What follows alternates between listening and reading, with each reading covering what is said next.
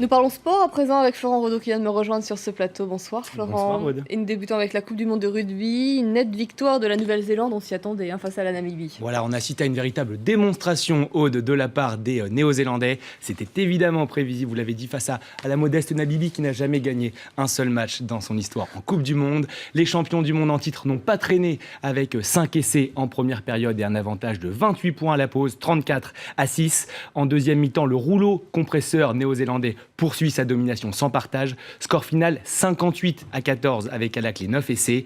À noter les doublés pour les Néo-Zélandais de Milner, Scudder et de Savea. La Namibie a quand même sauvé l'honneur en deuxième période en inscrivant un essai. Bilan de ce pays en Coupe du Monde, 16 matchs et 16 défaites. La Nouvelle-Zélande est toujours première de son groupe, bien évidemment. Le scandale qui concerne Volkswagen pourrait avoir des répercussions sur les terrains de sport et notamment sur le championnat allemand. Et pour cause, Volkswagen est un acteur majeur du football en Allemagne. On vous a préparé une petite infographie pour tout vous expliquer. Le constructeur automobile est tout d'abord propriétaire du club de Wolfsburg, dans lequel il injecte environ 100 millions d'euros chaque année. Wolfsburg est un club qui compte outre-Rhin, comme le prouve sa victoire en Coupe d'Allemagne l'année dernière. La Coupe d'Allemagne, justement, est bien son partenaire officiel n'est autre que la marque allemande. En plus de ça, Martin Winterkorn, le président du directoire démissionnaire, dont on a évidemment beaucoup parlé ces derniers jours, eh bien, il siège également au conseil d'administration du plus grand club allemand, j'ai nommé le Bayern de Munich. Enfin, Volkswagen a noué des contrats de sponsoring avec une dizaine de clubs de première et de deuxième division.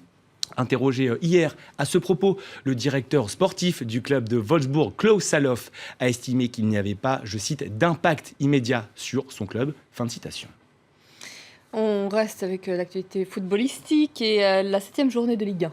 Et un seul match avait lieu ce soir. Il se passait du côté du stade de la Mosson. Et Monaco s'est imposé in extremis 3-2 sur la pelouse de Montpellier. Le match avait pourtant bien démarré pour les Héroltais qui menaient 2-0 à la pause des réalisations de Congré et Carillo contre son camp.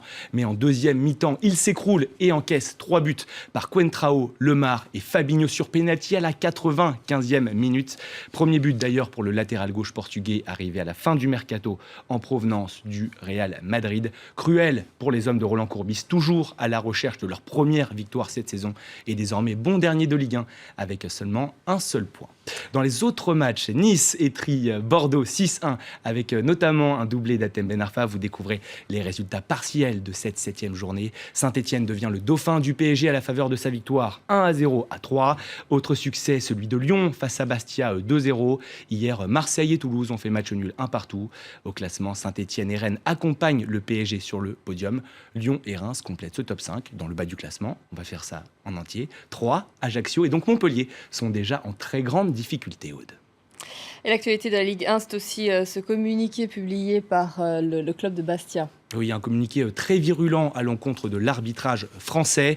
Vous en découvrez quelques extraits. Le club a décidé de sortir de son silence car la coupe est pleine, dit le communiqué. Bastia n'a pas de problème avec l'arbitrage. Bastia a un problème avec des arbitres. Ce sont toujours les mêmes. Ils se comptent sur les doigts de la main. On pourrait même les appeler le club des 5. Voilà ce qu'on peut y lire. Bastia exige d'être traité comme les autres, avec justice et respect. Un communiqué qui fait suite, Aude, à l'expulsion d'un joueur bastiais mercredi lors de la défaite sur la pelouse de Lyon. La 4e expulsion depuis le début de la saison. Dans le viseur du club corse, 5 arbitres donc, et 2 en particulier, Benoît Bastien et Anthony Gauthier, les 2 hommes responsables de 3 des 4 expulsions bastiaises depuis le début de l'année. Le club qui s'estime donc floué souhaite donc ainsi alerter la direction nationale de l'arbitrage.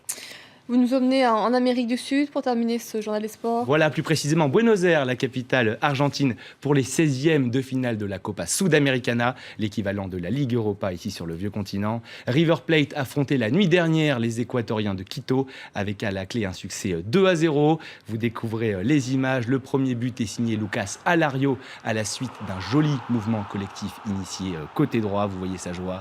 Seconde réalisation pour Rodrigo Mora, l'Uruguayen, à la réception d'un bon centre venu de la droite. Voilà pour ce journal des sports. Je vous remercie beaucoup Florent. Et place au focus dans Paris Direct. Nous parlons